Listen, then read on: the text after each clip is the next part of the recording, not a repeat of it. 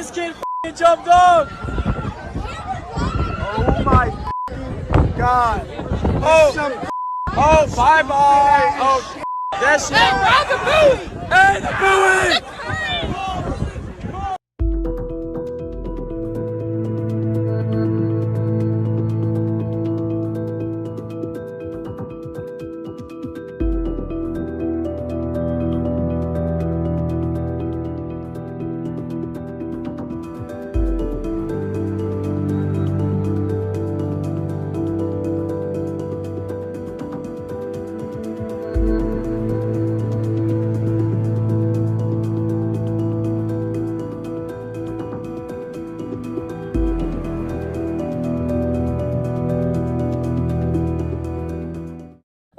An update, though, on this story that we've been following, as well as the U.S. Coast Guard has ended their search for a Louisiana teenager who went overboard during a sunset cruise in the Bahamas on Wednesday night. You're taking a look at that teen here.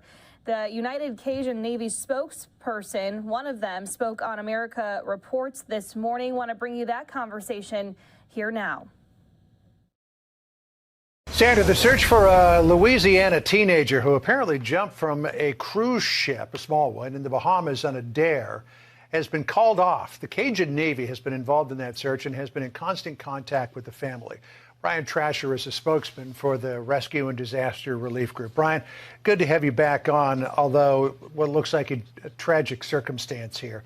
Let me just lay this out for folks at home who might not have followed it over the weekend. Cameron Robbins was an 18-year-old from Baton Rouge, Louisiana. He just graduated high school. He'd been a baseball player on the U-High team. Apparently, he was out on this pirate ship Sunset Cruise just off of the coast of Paradise Island, the east coast of Paradise Island, and for some reason jumped into the water. Do we have any idea how this circumstance unfolded and why? So the circumstances around why Cameron went into the water are still being investigated. There's obviously a lot of reports out there from eyewitnesses that there might have been some kind of a dare or somebody egging him on. I can't confirm any of that, but I know it's still being investigated. But nevertheless, he did end up in the water. He was in the water for several minutes and did not, unfortunately, make it to the life ring. They threw him and, according to some videos that we've seen, disappeared shortly after that. Yeah, when you take a look at that video, and unfortunately we don't have rights to air that video, but we can describe it. He's in the water there. Again, the word is that he voluntarily jumped in after somebody dared him. Somebody said, hey, throw him a life ring. And you see the life ring out there. He appears to be a pretty strong swimmer. I mean, he was an athlete. Didn't seem to be having any trouble in the water. And then suddenly he starts drifting away and he's gone. Do we know if it was the current? Because he seemed to be going in the opposite direction of the life ring. And you would think the current would take anything that's floating in the same direction. Was there some other circumstance that might have taken him out of the field of vision of folks on that boat?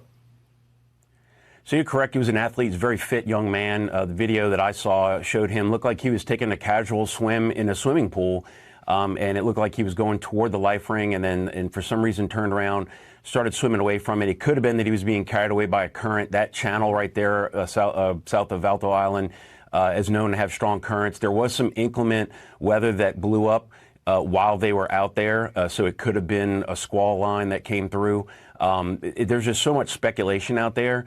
We're still waiting for the U.S. Coast Guard and the Royal Bahamas Navy to conclude all their findings and sort of compile all the eyewitness testimony they took over the last week. And I'm sure eventually they'll put out a final report, and we'll wait and see what that says.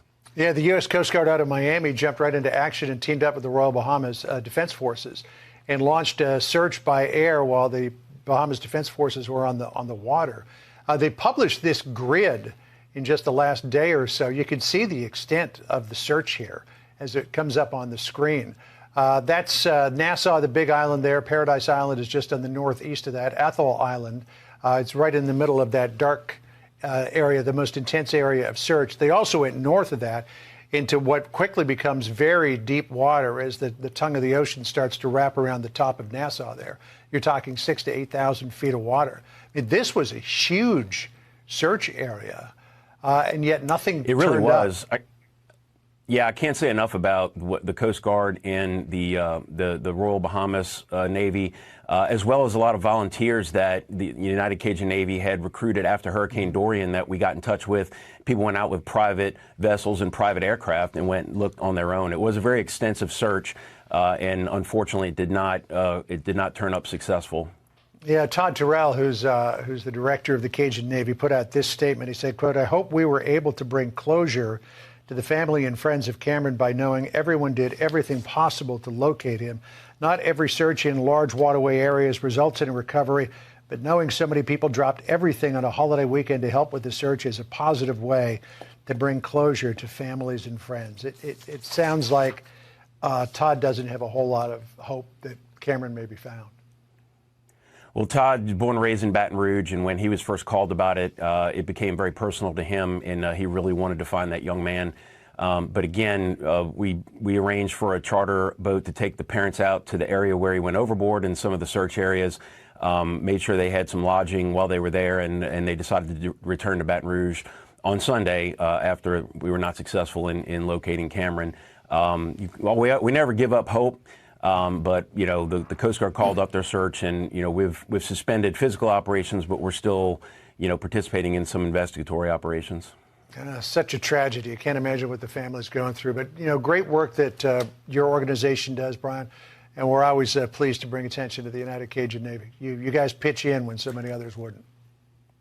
Yeah, we appreciate it. Look, we just celebrated Memorial Day for the veterans that didn't come home, but there's still a lot of veterans that did come home who the government's not taking very good care of. And this weekend in Vero Beach, Florida, we have a music festival called Vet Fest, and we're raising money for veterans as well as for the United Cajun Navy. So if anybody's in that area wants to come see some good bands and have a good time, look up on etix.com and look up the Vet Fest in Vero Beach. We appreciate it.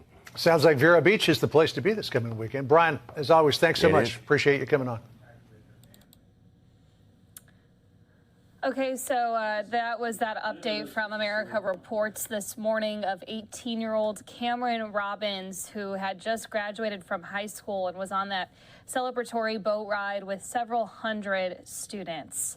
We'll continue to follow any details, any updates with this one as well.